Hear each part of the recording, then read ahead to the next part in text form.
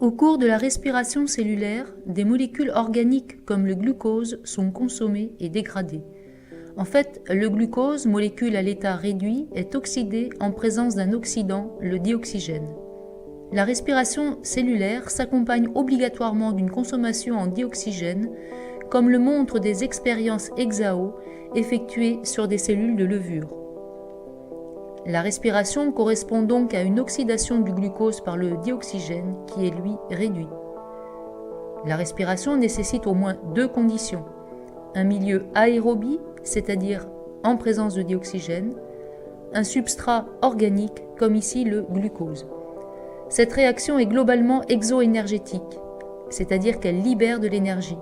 Cette énergie permettra la synthèse d'ATP.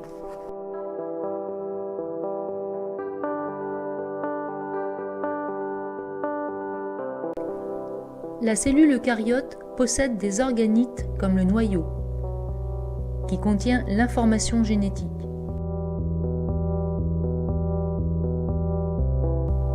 Mais aussi des mitochondries. Elles sont le siège de la respiration cellulaire. Ce sont des organites compartimentés, comme on peut le voir sur cette image d'une mitochondrie vue au microscope électronique. Les mitochondries sont de très petite taille, entre 1 à 2 micromètres.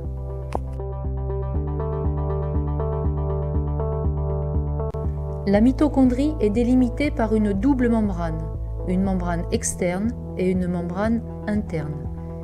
La membrane interne forme des structures appelées crêtes mitochondriales. L'intérieur de la mitochondrie est appelé matrice.